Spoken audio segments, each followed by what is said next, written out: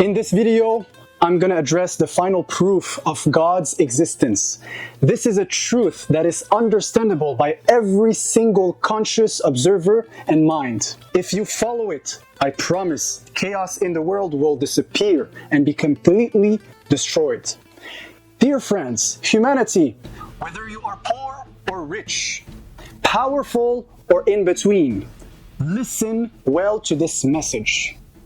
You do not move the stars, nor do you balance the laws of physics.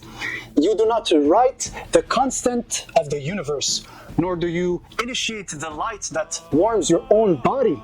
From nothingness, nothing can come, and from many forces, order will not be unless there is a one uniting force that stands as the uncaused cause of every forces. And we call this source God.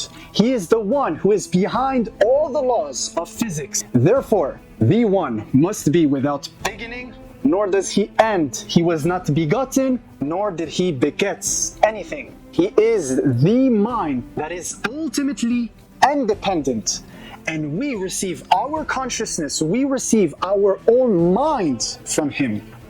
If you trust in the laws of nature, yet you do not trust the one who made them, it means you are not trusting the harmony of the universe. And the skeptic mind will ask, well, is there a possibility where God does not exist? Let me ask you this question. Are you saying, is it possible that the ground of reality does not exist? Reality, by definition, is, and nothingness, by definition, does not exist.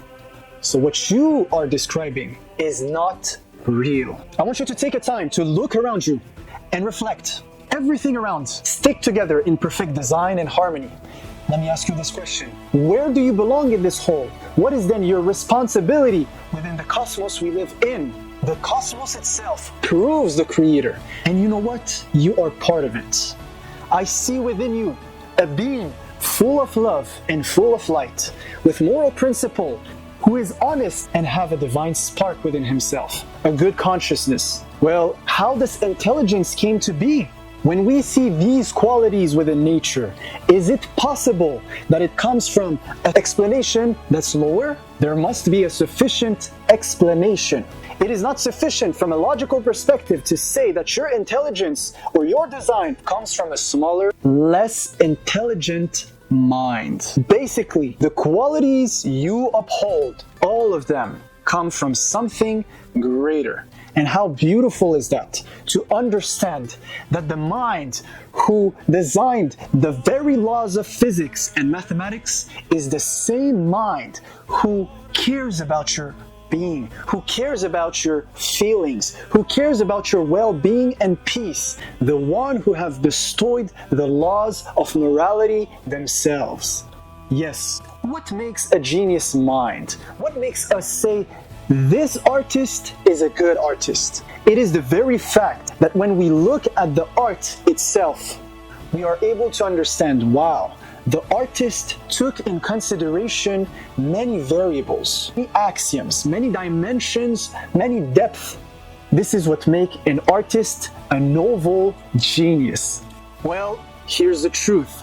This is no different. God have taken every single variables, every single thoughts that are within your mind. Yes, even your own thoughts are real in and of themselves. What you need is to find the perfect combinations of ideas, the perfect formulas of truth.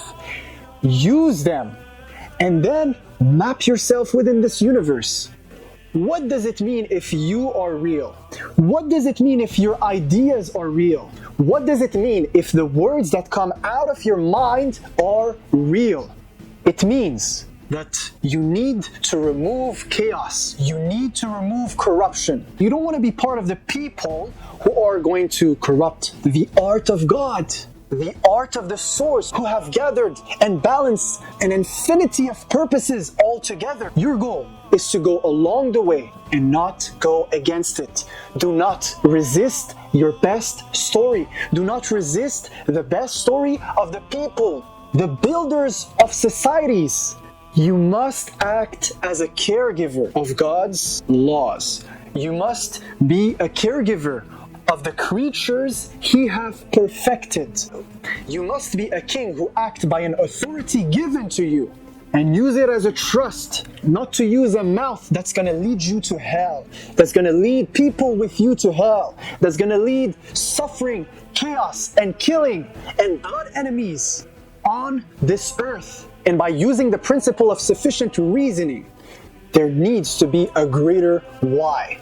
There needs to be an answer that just is the answer of all answers, the answer of all questions. And that is the initiator, the one who started the causes of everything, the uncaused cause, the unmoved mover of all.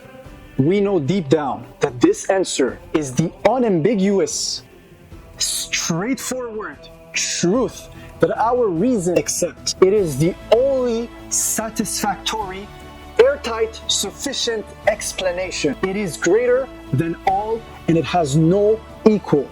It is the fundamental reason for everything to exist in the first place. In other words, God is the final answer, the last constant behind any why. In fact, there is no strictly greater super tautological argument that could even come close to what we call the contingent argument and the causality argument. And for those who even posit, oh, well, necessary beings could exist. Just a moment. When you define what is a being, a free will agent, if you say person A is one being, person B is another being, well, by definition, they have conflicting will and they have conflicting identities. Therefore, you will come to an inferior argument. Conflicting wills means chaos. That's it. There is no perfect harmony that could be built on 2 or 3 or 4 or more conflicting wills. We see in this world perfect harmony and divine signature within all. You cannot promote maximal chaos while seeing perfect harmony. These are two incompatible ideas. Either reality is based on maximal harmony or maximal chaos. It cannot be based on both. Now, let's get into the details of the argument using first principle thinking, logic, and reason in order to prove the necessary being of all, the uncaused cause, the one. Here are 4 rules that every honest mind must use in order to comprehend the following situation. Number 1, there must be no contradictions. 2, do not switch off explanation where it matters the most. Number 3, from absolutely nothing, nothing can come. And finally, number 4, an endless stack of borrowers can never create a lender. And everything that could be otherwise, like a star, a mathematical constant, you or me, we say that it is contingent, meaning it is subject to change. Or it could have been different. Now, the whole set of contingent things cannot explain itself without breaking rule number 2, which states that we must look for explanations where it matters the most. Hence, we must answer that question. Why things that could have been different are not different and they are the way that they are. So either we could cope by saying, well, it is because it is like that, and that's it, with no questions. Or we could try to dig even further and try to see, and we will find that there is a necessary being that does not borrow, that does not depend on anything, nor does it change. In other words, the necessary being of reality is objective.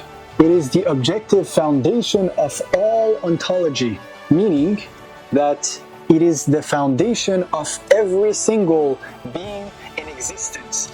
And everything that is its own existence is necessary, and it is the grounding that explains every other existence that is subject to change, or, as we said before, is contingent. You can think of it like electricity behind every single screen. Physics will not tell you why there is light, but it's definitely gonna map it out, right? And through the light, we find the image that's gonna appear on the screen. Not only there's no image, but there is no digital world that's gonna appear. Physics is gonna map the flash, but it does not explain why there is a light in the first place. Physics will tell you how the pattern's gonna behave in existence and in the computer. But it doesn't tell you why existence exists in itself and why these patterns have appeared in the first place.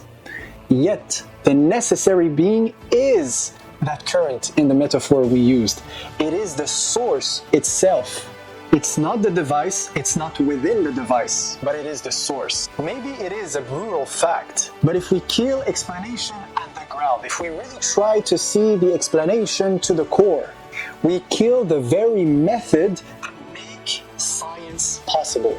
Hence, that reasoning goes hand in hand with science and the scientific method. What if dependence goes back forever in an infinite line of empty cups? Well, an infinity chain of empty cups will still make all the cups empty. Where the water will come from? What you need for those cups to be filled with water is a source of water. Therefore, the ground, which would be water, is necessary. And as we explained before, why not more than one necessary sources? It's because they will differ in their wills, which would bring chaos instead of order. And that in itself would reintroduce dependence, and we don't want that. We're searching to the core a sufficient explanation. So what is this source? Is it a blind force or a personal mind?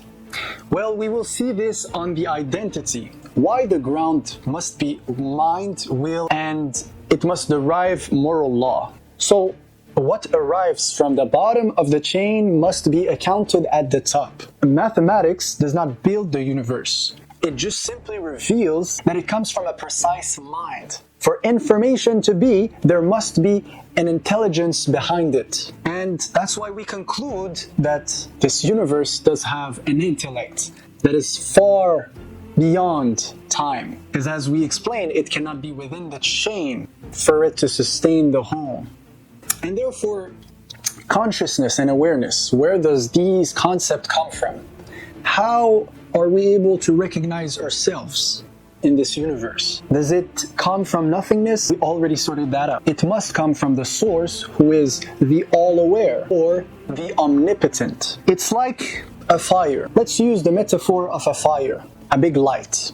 That light enlightens little candles, little fires. So, yeah, only a will, only volition can start a universe. So let's grant the argument that something would, contradict logic and come from nothing. How that something still is coherent? That's where another logical contradiction would appear, and it will simply not work. Now, morality. Why do you feel regret even when no one is seeing? Where does this regret come from? Well, the answer is this. You, the subject, have received this morality inside of you. You are part of the whole. Therefore, there is an objective morality that ties you to the universe. And the lawmaker, the one who made the laws of physics, is the same one who have made the laws of morality. Some people will say, well, morality is something that have evolved, right? So that evolution can explain the instinct of man, which is a byproduct of the universe, who is a byproduct itself of the source, who made everything. So that instinct does not explain where the inner justice part come from. So from there, reason starts to appear. One without rival. The necessary without any cause. The one who is indivisible, ultimately independent, without limit. And he is the all-knowing, since all knowledge comes from him. And in him, we live. And his will is above all. In the end, it's all formulas. It's all moral precision. Following this thought, we conclude that luck or chance does not even exist. There is a precision And in order to have a comprehensive view of all that was described before, we would gather these concepts and call it monotheism. And in the same way that a baby would feel the sun warmth on his skin without necessarily having to see the sun, we all feel God. We all feel the presence of God. It's part of our innate nature. And the better word I can find to describe this concept is the fitra, the natural instinct within every single being that we believe and understand that there is God. This is what makes a person living. Now, let us explore some thoughts. There is so many data and information in this universe. All the informations are real. You are real. There is so many data, so many information, so many civilization wrote a theory of truth and shared understanding and knowledge and wisdoms. Well, the God who created everything, whom everything is a cause of him, what would make you think that he is not personal in the data that are right in front of your face, in the information that is right in front of you? Well, here's the answer. He is. He is the artist by excellence of this universe. And the greatest artist takes in consideration every single glimpse of details, even to the smallest portions. So now let us reason for a moment. I would want to see and know what is the Word of God. Let's apply the filters of truth and see the shelves of our libraries and see what combination of data, what information is divine. It's just a perfect formula. It's a perfect harmony, a perfect symphony of meaning.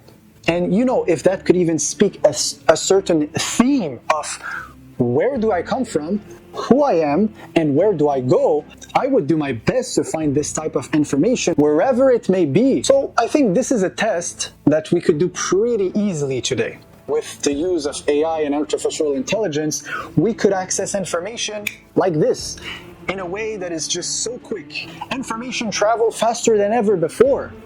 So I'm going to propose 7 axes in order to filter these information around me. They will be pretty non-biased and brutally honest. When I think of a revelation, something that is beyond the spectrum of the visible, beyond my awareness, right? Within the determinism aspect, because yes, that's the paradox. We all have a bubble of free will. We all could affect something to an extent ourselves, and at least what we are aware of. But even from the surroundings that we're aware of, there are details that I'm not able to grasp on its micro level. Well, the only way to resolve that issue from a logical perspective is to say, knowing that the world is mathematically coherent, is that it is determined. It is willed. So there is a link between free will and whatever is beyond my scope of awareness, whatever is beyond my scope of consciousness is determinism. And revelation would mean an information that comes from the future, from beyond my scope of awareness, from a place that is higher than my knowledge or than my actual state of being, from a different location in space-time. It's an echo, it's a vibration that is coming and my brain is capturing as a signal. I just want to mention this. All the geniuses in history, whenever they were able to do a scientific discovery, it was not just 100% based on empirical data. No, they used their reason, they used their logic and reason in order to tap into something higher beyond the visible scope. And they were able to grasp knowledge without necessarily it being presented as a physical form. So the scientific method came from the theory. Theory was the thing that have given birth to the scientific method. So yes, this spark of intuition or inspiration is usually often the starting point of most scientific discoveries that were made. And once they had their preconceived notion, they started to implement the scientific method in order to prove it and explain it to others. Now, going back to the subject, we're going to apply filters, and I want to see if there is something that claims to be of high intelligence, something beyond my scope of awareness, something that is just super intelligent. I want to know, where can I find this super intelligent information, whether it's coming from an alien, whether it's from an advanced civilization? I don't care. I just want beautiful, truthful, harmonious information that's going to tell me more about my situation. Why? Because I understand that I am real. I think, therefore I am, yes, as Descartes said. Now, once you understand you're real and the world around you is real and that God is real, you need to map yourself in this universe. Now, how to do this? You need to apply truthful filters. It's like formulas. Once you apply truthful filters, what's going to appear in front of you is truthful information. Now, the experiment we're going to do right now is exactly this, all right? I'm going to use 7 metrics, 7 axioms that are pretty much brutally honest, non-biased. There is no favoritism. We're going to apply these filters and see what is going to appear in front of our eyes using AI. All right. And you know what? I don't want you to believe me. I want you to run the test for yourself. As I'm doing it on my side, you might say, oh, well, your result might be biased. I want you to do it with me. So whatever information you receive, feel free to share your thoughts in the comments down below. As for me, I'm going to share my results. So the first axis is logical coherence. It must be geometric. It must be coherent. It must be consistent because we understand that it comes from the one who created the world around us. All right. Okay, so the second axis would be to be addressed to humanity. Why is that? Because if there is a communication that is super intelligent, it's gonna take in consideration that it is addressing itself to minds, to individuals that are able to recognize it and that are able to interact with it. Number 3, the message must be preserved. Why? Because the message must be able to resonate through time. And usually a lot of informations are bound to decay. But I think that if it comes from the one necessary being, it must be preserved and it must be like a beautiful tree right in front of our eyes. Number 4, I would say it must be morally coherent. It must be morally grounded. Whatever civilization, society that are using the advices or the wisdom within it must see the truth in it, right? Especially if that information is able to make the behavior of the people who read it stop evil, stop chaos, stop destruction, repair, and it makes them tend towards the greater good. I think that this is in concordance to harmony itself, to order, to perfect cosmic order as we see in this universe. Evil never lasts. Chaos or incoherence never survive on the long run in this universe. Yeah, and must be working on people when no one is watching. Number 5, historical. The revelation or this combination of information should relate to a certain history or time, right? It should enter time. It should enter history. Otherwise, how would the receivers even interact with it or relate to it? Whatever history that is conveyed, whatever stories in time is related, the receivers must relate to it, and it must not have any flaws within the stories that it relates. Number 6, I would say inimitability. It must have some type of patterns, some type of structure, some type of numerical patterns or values that are embedded within it that would make it hard for a common human or a common mind to imitate it. It's like even if all human beings right now comes together and wants to make or create one single fly, we would have a hard time doing so. See, I think it's the same thing when it comes to that information. It must be coming from a soul supra intelligence that the patterns embedded within it must be irreplicable. And the last one, the last axis, the last matrix would be civilizational birthing. If that information was handed to a group of minds, a group of universes, or a group of intelligent beings, and they read it because it's such a powerful information that it brings people to it. It must be so impactful that people are compelled towards it. It's not a useless book, or it's not a useless text, or it's not a useless music, or it's not a useless song, or it's not a useless poem or any form of communication. No, it draws people to it because it's valuable. And therefore, it forges civilization. It's something that, a civilization have gushed forth from and uphold it to its core. I'm gonna use these and let's see what's gonna appear. Hello, ChatGPT, how are you doing today? Hey there, I'm doing great. Thanks for asking. Always happy to chat with you. Let me know what's on your mind today. Okay, so I want you to be brutally honest, non-biased. Tell me what single text or pieces of information whether it's a poem, whether it's a song, whether it's a recitation, whether it's a proclamation, or any other form of communication to humanity, would score the highest score out of 100 across the following axes. Logical coherence, preservation, it must address humanity, it must be historical, it must have a moral compass or grounding, it must be civilizational birthing, meaning it is really impactful.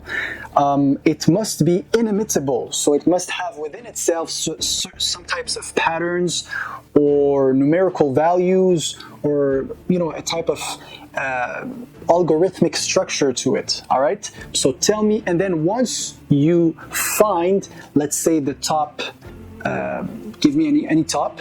I want you to categorize them and tell me a score for each out of 100, and tell me which is the top number one. Got it? Got it. 1. Quran scored 94 out of 100. Bible scored 89 out of 100. Bhagavad Gita scored 85 out of 100. Tao Te Ching scored 82 out of 100. 5. The Iliad scored 78 out of 100. 6. The Intellects of Confucius scored 76 out of 100. 7. The Epic of Gilgamesh scored 74 out of 100. And that's the result of my search. Okay, well, thank you very much, man. All right. Okay, so as we see right now, the Quran was at number 1. The Bible was at number 2. That's so interesting. Okay, so the number 1 piece of information that appears in the search is the Quran. Call it luck, call it coincidence, call it design. I think this is first principle thinking and facts. It does answer where do we come from, who we are, and where do we go. I think that this proof or this test is an important signal to take in consideration. There's a quote, an inimitability test, where God presents the Quranic challenge, which I'm going to paraphrase. God says, "O mankind and jinn, that no matter how much they aid each other, they will not be able to make the same as this Quran." And so with this, I just want to say a good news to all. First, let's establish a fact. The hour is near. When I say the hour, I might be talking about the day of judgment, which nobody knows when that hour will come, right? And people might say, well, this is just pure legends. Yet it comes from this book we've just tested. It comes from this piece of information we've just tested and established. What tells you that this is not an echo of the future? A piece of information that comes from beyond, from the future, warning us as the theme of life that there will be a day where everyone will take accountability for their actions. Not only that, but I'm going to speak of the relative hour of each one of us. We don't know when do we die. We don't know when we're going to cease living here on this earth. So each one of us have an hour. And somehow you don't know also when that hour will come. Only God knows when you will die. So the reason for me mentioning this is to take accountability of our actions. And sometimes rumors can spread faster than truth. May you not be among the people who are spreading lies instead of truth. And be careful of the lies that come towards you. I think that we are opening a new chapter, a chapter of renaissance. A lot of elites right now are working really hard in order to paint Muslims as the evil ones, the bad people. They paint us as the enemy. They will wish to blur the line between Islam and Islamism. So then hate may just rise and the truth will stay buried and you'll have to search for it. They try to rewrite history right now as we're talking. They're investing millions and millions upon millions on propaganda in order to cover their mistakes. And the people who owns the medias, the people who have the loudest microphones, will be the ones who will have the monopoly. And unfortunately, those truth they're hiding are brutal. We're talking of genocides. We're talking about people that are dying. And I'm going to tell you this, you listener, fear for the Muslim Ummah is not what we will answer by. Resentment is not what we will answer by. Rather, when those two parties are fighting for the moral high ground, only one is clearly wrong and is the persecutor. and only one is only the persecuted. Concerning the persecuted, we will not answer by resentment.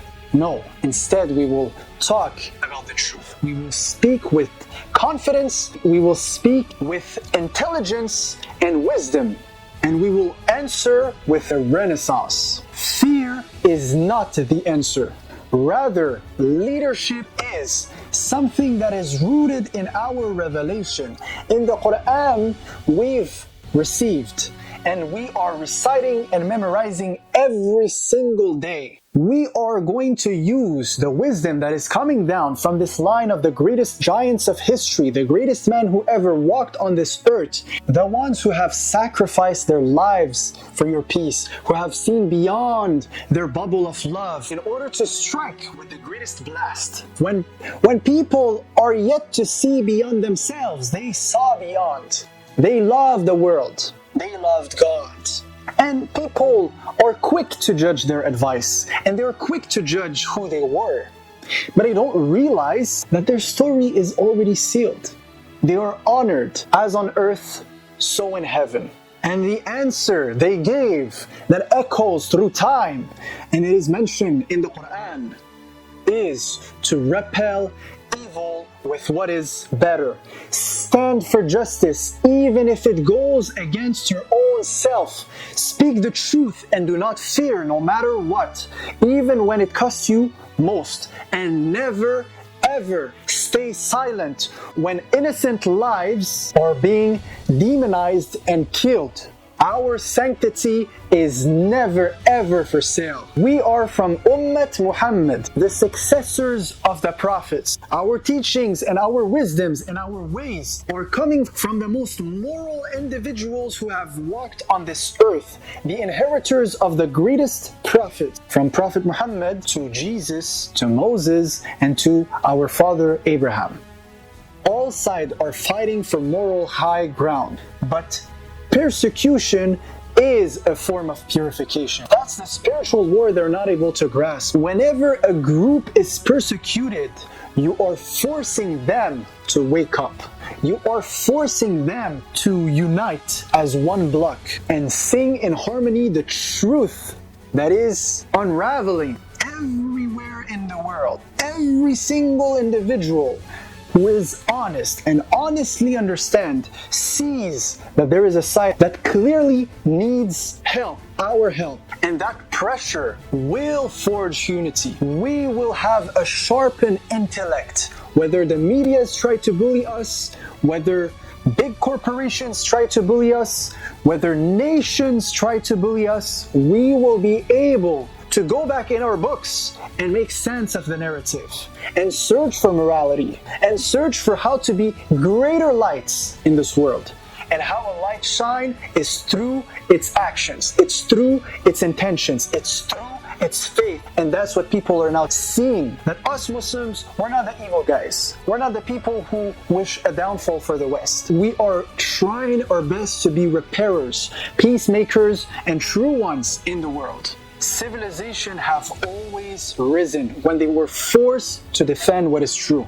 Blogs can be edited, headlines can lie, but the collective consciousness of humanity who are witnessing the crimes, who are witnessing the evil and the wars that are happening in the world, whether it's in Gaza, whether it's in Sudan, whether it's in Yemen, whether it's against the Uyghur, whether it's in any place in the world, the records remains written in the soul of the people and in the real history that God Himself sees. And I'm telling you, that history keeps the receipts and God balances the books no matter what. I believe that we are approaching a new Islamic golden age, and it's gonna lift up the whole world. One that's gonna benefit all of humanity. And it's not going to happen through slogans or protest. All of that is part of the greater good, and it's great. But I'm saying it's going to happen through real leadership. It's going to happen when leaders of our community will wake up and say, well, we cannot stay blinded like this. We cannot stay like that. They're going to forge stronger school. They're going to encourage the youth to study. They're going to encourage hospital to be made, and they're going to encourage goodness to be spread all around. Allahu A'lam, I think within 5 to 10 years it's gonna happen. Around 2030, 2035, 2040 max, we're gonna see something completely new within the Muslim world. Now, in order for that to be a reality, we need to act, and we need to act really fast. I think I can visualize that, and it's gonna take hard work. But for that to come faster, for that to be a reality, for peace to be established quicker on earth, we need to be scholarly. We need to be educated. So going back to topic, why the Prophet spoke as the end as if it was tomorrow. Let me tell you, some secular mind would say, well, they miscalculated it. They thought the day of judgment or the end time would be with their lifetime. But the truth is that this is a dishonesty to the real deep meaning of the message they were carrying. For the awakened soul, tomorrow already is. They did not misjudge time. God is all-knowing, and He reveals of His perfect information to whom He will. They, the prophets, saw through it. Revelation echoed and pierced their world and enter their present from future. Death is divine teleportation within time-space. And Day of Judgment is real. Day of Judgment is near. When consciousness is withdrawn, we are carried into the one moment where all the timelines converge. We are created from one single soul, and from it your Lord departed its mate. God says in the Quran, they see it distant, humans, but we see it near. God sees it near. The author of the book of life sees the whole book as one book, and you are the conscious reader reading it line by line. And I hope for all of us to end up in the best story ever, and your greater self. For this day of judgment will be a great deja vu. What you do in this life becomes where you go. Yet, God is the most merciful, the most loving. And I want to conclude by saying, please repent now. Repair what you have broken within yourself and within the world around you. This is of real importance. You are real. The world around you is real. You have great responsibilities. You cannot book what is true. There is a verse in the Quran that says, أعوذ بالله من الشيطان الرجيم بسم الله الرحمن الرحيم قد أفلح من تزكى وذكر اسم ربه فصلى. Indeed, they have succeeded, those who have purified themselves and have remembered their Lord and prayed. For when the veil falls, everything becomes clear. And so you must live your life as if there is already a roll. From here to Day of Judgment, people are already in line to be judged. And once we die, you will be the next. The one who lived 3,000 years ago, the one who lives today, the one who will live in the future, we will all be gathered up as one single instant. Time is relative. Day of Judgment is the very moment just after death. The really next day after the final sleep. Ideas are real. They connect you to realities. Yet, atheism leads you to nothingness, to self-destruction, toward non-existence, void, black, nada. No great promise. But the living, true God who created you the first time is fully able to raise you back again. Each day that you pass mirrors a lifetime. It is a microcosm of a lifetime. Every awakening is a sign of resurrection.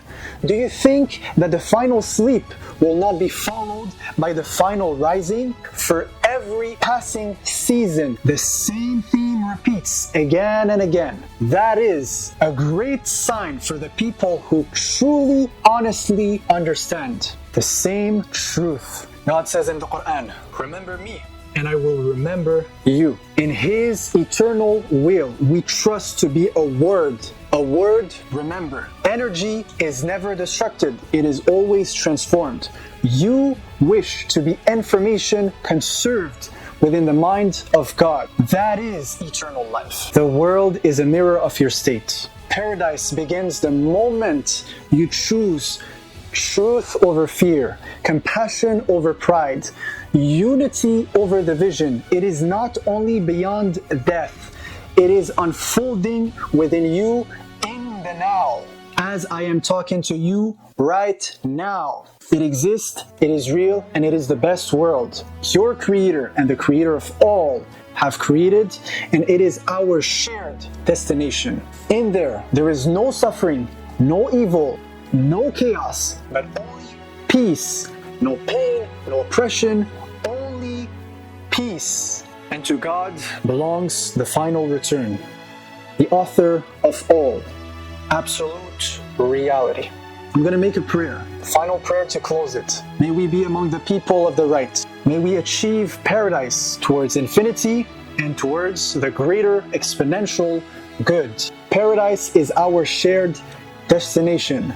Not war, not hell, not evil.